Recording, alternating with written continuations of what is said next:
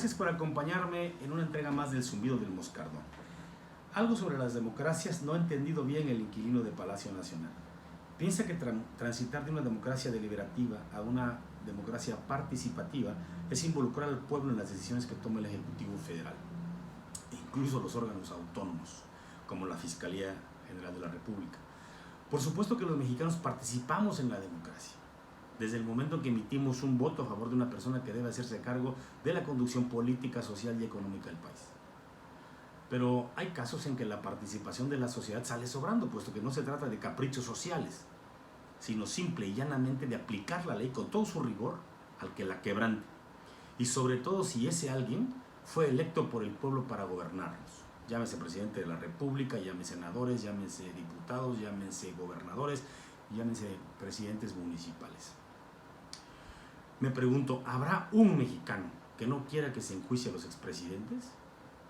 El linchamiento como una moderna fuente ovejuna es justamente lo que sacia al pueblo, que quiere ver sangre política derramarse, y si esa sangre es de traidores, vendepatrias, corruptos, calificados así por un atolondrado Mesías, pues es mejor. La consulta popular para llevar a juicio a los expresidentes es una pérdida de tiempo y quizá hasta de recursos, porque no es suficiente que el pueblo pida que se enjuicien, sino que existan las denuncias correspondientes ante la Fiscalía y que ningún ciudadano o instituto político o colectivo social interponga ante la Suprema Corte de Justicia de la Nación una controversia constitucional por ese asunto, por ese tema.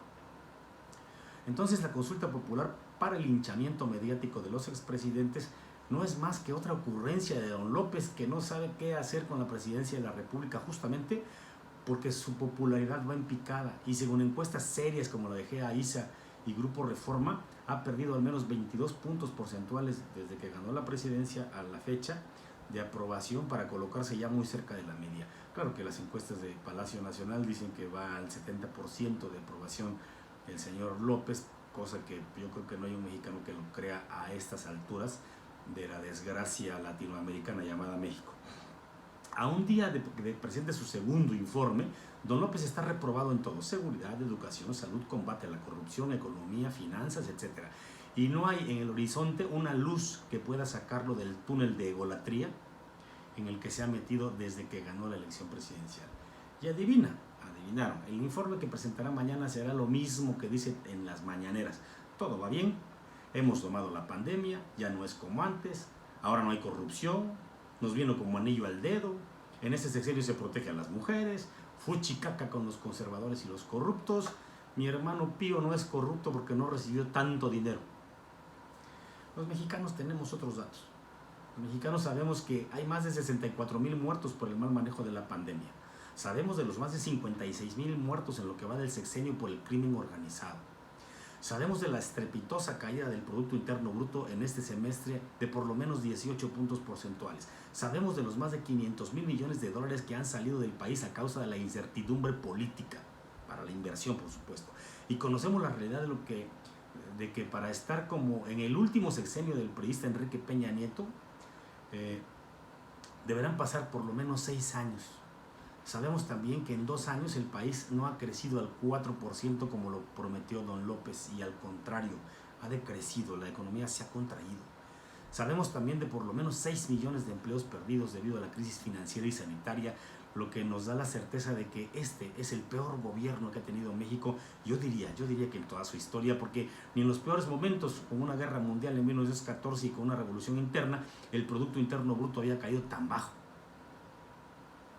Sabemos de la corrupción de Bartlett, de Zoé Robledo, de Monreal, de Pío López Obrador, y sabremos pronto mucho más de los vástagos del presidente, así en minúsculas y entre comillas, que son los ninis más conocidos de México. No hacen nada. Que no se nos olvide que don López es un político hecho a imagen y semejanza de lo peor del PRI de antaño, lo que significa que pertenece a una clase política anquilosada, anacrónica e ineficaz, que gobierna a voluntad sin medir indicadores. Ni los internos ni los externos, no se compara, pues. Y es de la clase política que ha estado podrida por décadas y que debe de ser sustituida por una nueva clase política que le devuelva a México su grandeza, una nueva clase política de jóvenes preparados, de jóvenes que se dejen ayudar, de jóvenes que sepan escuchar y que midan lo que pasa en todo el mundo. Muchas gracias.